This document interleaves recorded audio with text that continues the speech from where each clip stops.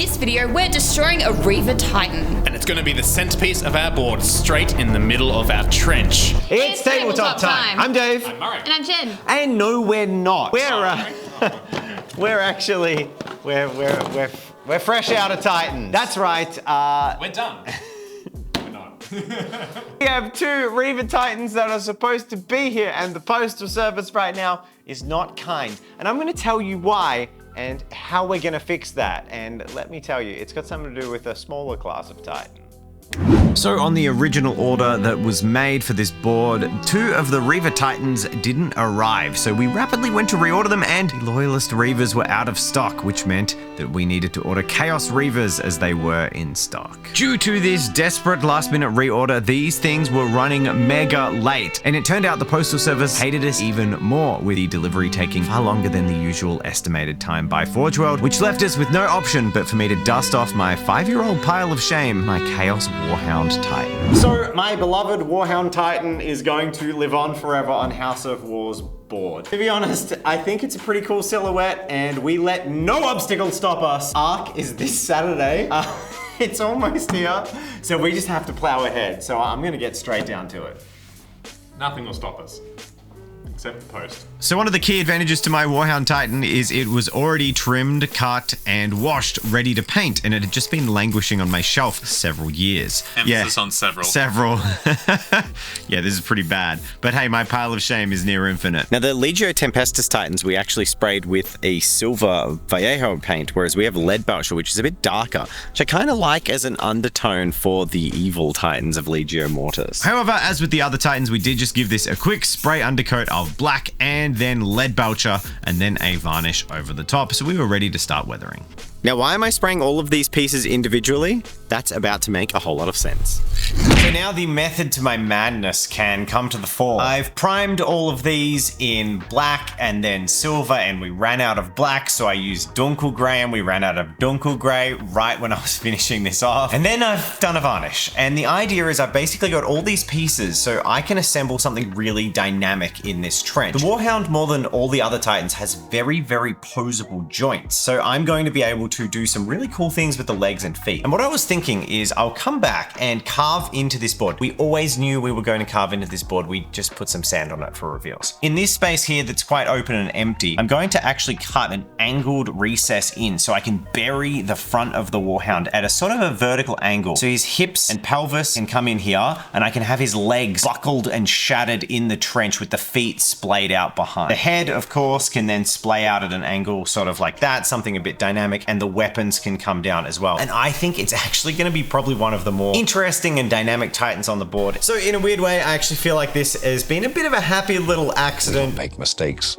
We have happy accidents. Because I think having the other class of Titan, that is the Warhound, on the board is actually going to make for a more dynamic battlefield. And also the Warhound is just going to be more posable and more interesting sunk into this trench. So I'm going to grab the hot wire cutter and start carving out the shape of this. With those few basic steps done, it was time for me to put a permanent home for the Warhound Titan. And to do that, I wanted it to be fallen forward and collapsed into this trench, as if the trench had been created first. As the Warhound was destroyed, it also happened to collapse and fill the hole, Creating a very convenient bridge for infantry to use in battles on this field. Holy mackerel, Jen, you are wearing a Tabletop Time shirt and hoodie, much like myself. That's right, it's got the Tabletop Time logo. We've got some exciting news for everyone. In the transition to the new web store, the literal best-selling piece of merch on all of our merch stores throughout history is coming back. That's right, the OG Tabletop Time is coming back to Tabletop Time. It actually just kind of got missed in the website transition. So if you'd love to grab your own Tabletop Time shirt or hoodie with the Tabletop Time logo on it, now's your chance. Yeah.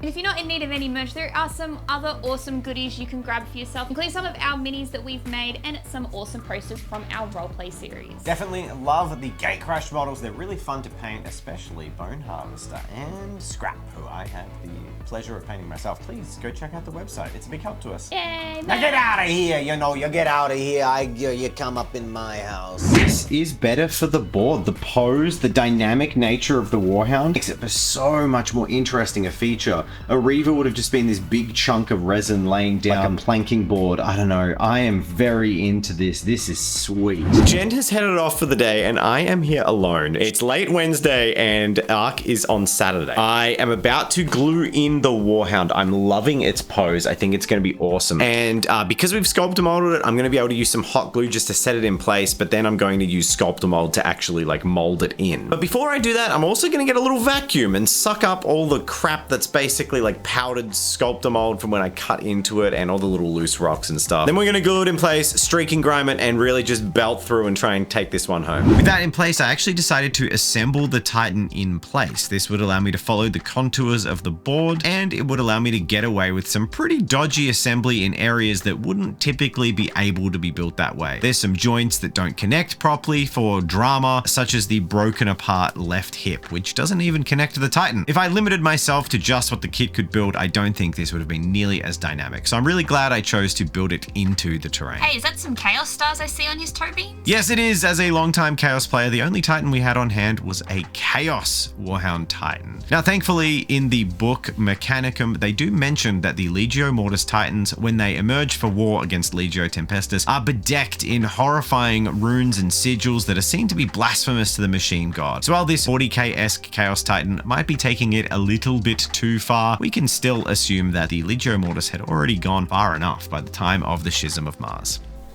So with the Warhound Titan all glued in, I could come in with the trusty streaking grime. Although this, of course, isn't streaking grime, it's crusted rust deposits medium and crusted rust deposits. Yeah, I'm glad I'm wearing a mask. Hard. Something like that, yeah. I call it red and orange. And with all the streaky grime put on, I used some white spirits to pull it back in all of the raised areas. It was interesting doing this on the board. It allowed me to avoid a whole bunch of time wasted on the front and back, but also, and most importantly, allowed me to really understand what those raised surfaces would be in relation to the board as a finished piece, rather than just evenly bringing back all the streaking grime across the whole model. Instead, I could bring it back related to its final resting position. Kind of weird it is to paint when you treat it like terrain rather than a model. That is some good insight. It is a very different process, hey? With the model resting and glued in, I could then apply the chipping medium and also some of that nice airbrush paints using the same colors as the previous Legio Mortis Titan. That is gory red with a highlight of brighter red that I have no idea what it is because I can't remember, and then charcoal gray for the black sections. Brighter red, probably blood red. Blood red? Sanguina Escada or something like that on the bottle. Just blood red. Okay. Knowing this Titan would be so heavily buried, and given the large amount of chaos decor on the exposed surfaces, I didn't bother with any freehand on this one. I just went straight to removing the chipping medium with a sharp pick, before I moved in with a dry brush and stippled on Viking gold onto all of the trim areas to bring back the Mortis golden luster. Nice bit of battered bronze and gold. Another step I was really happy with on top of the Titan was actually the vents on the top engine block, and we had a bunch of little gardening and craft wires, and I basically cut out some rough segments of them, bending them, twisting them, and damaging them up before gluing them on the top. They took to the streaking grime well, and glued in there and bent outwards, they really look like the reactor has maybe overheated and exploded at a previous time. That's a great touch. I didn't even notice that you did that. It looks fantastic. Another final step was to use some washers on the edges of all of those trim panels and also run some little rain marks or streaking marks down the sides of the armor. Jen, it's in, my special little friend. It feels weird saying bye to my Warhound. Yeah, but he fits perfectly in this trench and on this board, so I'm actually really glad that he is here and permanently to stay. The time has come to actually fuse it to the board, build up some sculpt mold and some rock around his feet, around his waist to really make him feel part of the board. And then we've got to sand it up, put some weathering pigments on, and this will be the home stretch. And I really do think, seeing it like this, the balance of this slice of the gaming board is so much better now. The Warhound really adds something, and I think that I'm pretty excited to see it finished. Yeah, me too. Let's get to work.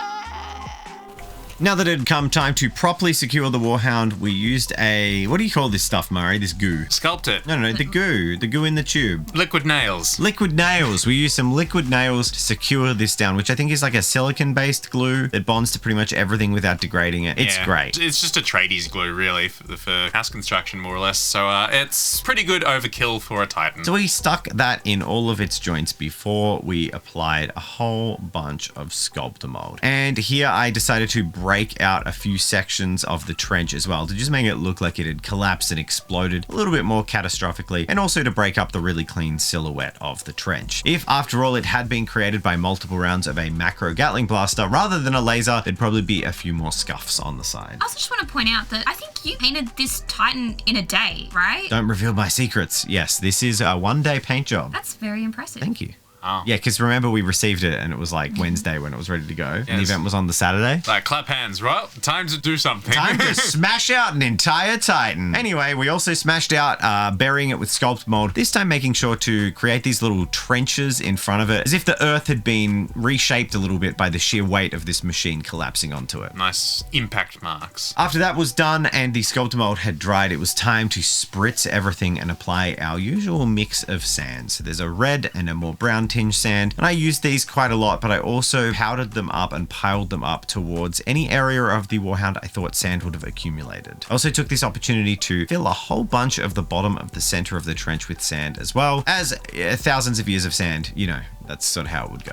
Absolute home stretch now. It is time to paint and blend in all of this sand and then put some weathering pigments on to make the Warhound feel at home in this board. It's finally starting to feel complete. I'm a lot happier with this laser trench board now the big centerpiece is in it. And yeah, this is coming together really nicely. Let's do it. With the weathering pigments, I concentrated the black weathering pigments towards exhausts or anything engineering related that may have exploded and charred the ground permanently when this beast collapsed. And then I used darker weathering pigments around the areas where shadow might build up or be more obvious, such as the edges and lower portions of any trenches and built up earthworks. Then in other areas, I went with the softer orange colors and spread them all over, before also powdering up and down the sides of the Warhound, make it look like it had been sand dusted for a long time. With this done, I sprayed on the pigment binder across the whole model, and we were pretty close to finished. Moment of truth where we gently flip the board and hope all the expensive stuff doesn't break. Oh, there it is. Look at that sand. Well, the expensive stuff broke. No, that's fine. I'll glue that. Okay, now we go the other way.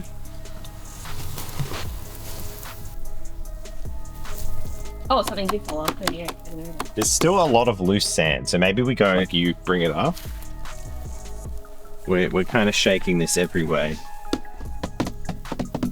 That looks pretty good. I just need to paint it up, airbrush it, dry brush it, Glue layer. do some weathering pigments, and we'll be good. The final glue layer. Oh yes, I'll need to do another layer of PVA just to feel all that in. All right, I'll do that now. Check that out, man. Oh my gosh. I just realized by remembering, this was never glued in. Not once. That didn't fall out, like it didn't break. It would just push fit. Looks like you're going full John Wick on it.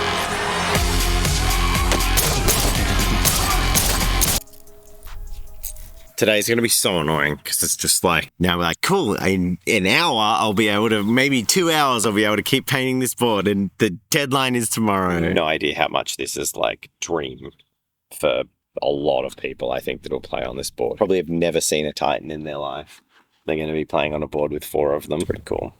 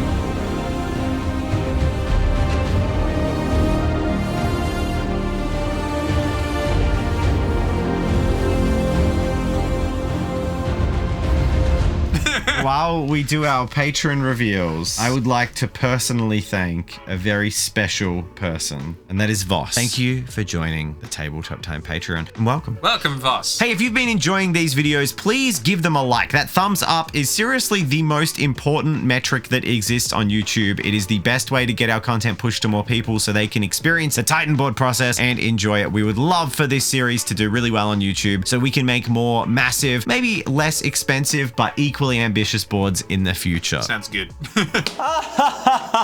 Jen, they were good times, weren't they, when we built that Warhound Titan? Yes, they were the blurst of times. They were the best of times. We are recording this from well after the whirlwind of creation, after Arc, after hanging out with Squidma, and after having a very good time. We hope you had a very good time watching this video. Please click that like button. It is the #1 metric that makes people know that our videos are good and people want to watch them. So it would be a great way to share the Titan board progress with everyone. Share it to everyone you know. We'd love people to enjoy the journey and know that they can go to House of War right now as of recording and release, and you can play on this board. Yeah, which is super exciting, and we hope that you've enjoyed it. We're about halfway through this project, I think, as well. So 3 more videos to come after this one. Well, I think after all this chaos, we have learned a hard